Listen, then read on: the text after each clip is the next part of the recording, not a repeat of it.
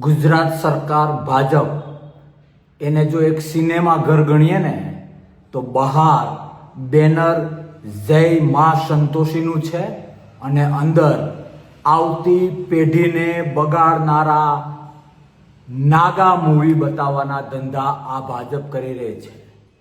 જો આવું ન કરી રહી હોય તો મારે ગુજરાત સરકાર ભાજપને 2-5 પ્રશ્નો પૂછવા છે.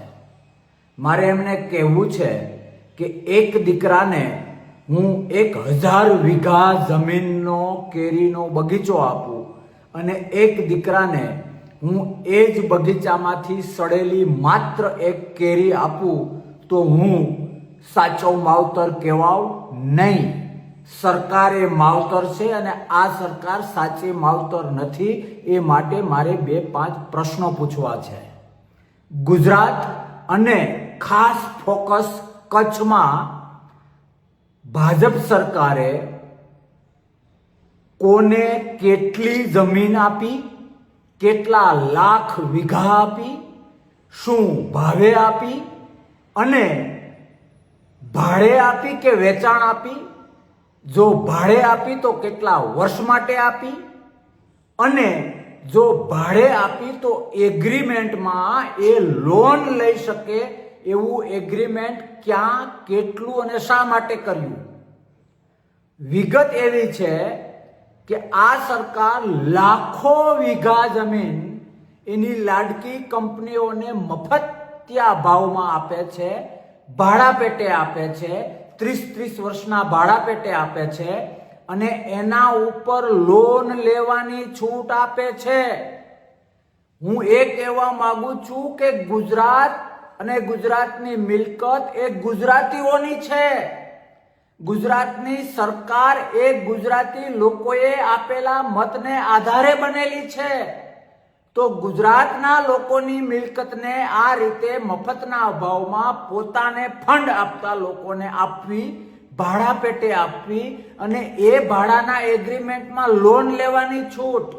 અને મુખ્ય બાબત, એવા કેટલા દાખલા બન્યા છે કે તમારા આશીર્વાદથી લાખો વીઘા મળેલી જમીન ઉપર કોઈએ લોન લીધી હોય, 2-3 હજાર કરોડની લોન. આ સામાન્ય વાત નથી.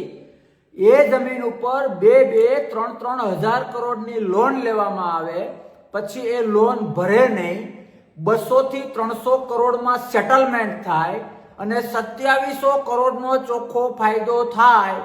તો પ્રશ્ન એ છે કે એ 2700 કરોડના ફાયદામાં તમારા ગોળ ગોળ કાવા દાવા, ગુજરાતીઓની આંખમાં ધૂળ નાખવાની મેટર, કંપનીઓને અબજો રૂપિયા આપવાની મેટરમાં તમને શું મળે છે? સીધા પ્રશ્નો છે. જો તમે મા સંતોષી માતાજીના બેનર હેઠળના સિનેમા ઘરમાં નગ્ન પિક્ચર ના બતાવતા હો તો એક ગુજરાતી ભાજપ સરકાર પાસેથી જવાબ માંગે છે. ખાસ કરીને કચ્છમાં અને ગુજરાતમાં કોને કેટલી જમીન સસ્તા ભાવે આપી, ભાડે આપી કે વેચાણ આપી? ભાડે આપી તો લોન લેવાનું લઈ શકે એવું એગ્રીમેન્ટ કર્યું કે નહીં? કોણે કેટલી લોન લીધી, લોનમાંથી કેટલી ભરપાઈ થઈ, કેટલું સેટલમેન્ટ થયું અને કેટલો ગુજરાતીઓનો રૂપિયો તમારી મિલી ભગતને લીધે ગુમ થઈ ગયો? એનો જવાબ એક ગુજરાતી માંગે છે. તમે એક સરસ મજાના કાગળમાં આ તૈયાર કરો, મીડિયા થ્રુ ગુજરાતી લોકો સામે મૂકો. બાકી તમારી પારદર્શકતા ઉપર હવે ભરોસો નથી. 5-10ને ફાયદો કરાવવા માટે તમે એક ગુજરાતી અને ખાસ ખેડૂતને જો રડાવવાનું પાપ કરતા હો તો તમારું પાપ હવે મોભે ચડ્યું છે, માફ કરવામાં નહીં આવે. પાછા વળવાની જરૂર છે, પારદર્શકતા બતાવવાની જરૂર છે અને મારા આ પ્રશ્નોનો જવાબ ગુજરાતીઓ સમક્ષ મૂકવાની જરૂર છે. જય ગુજરાત, જય ગુજરાતીઓ, જય ગુજરાતની ધરા.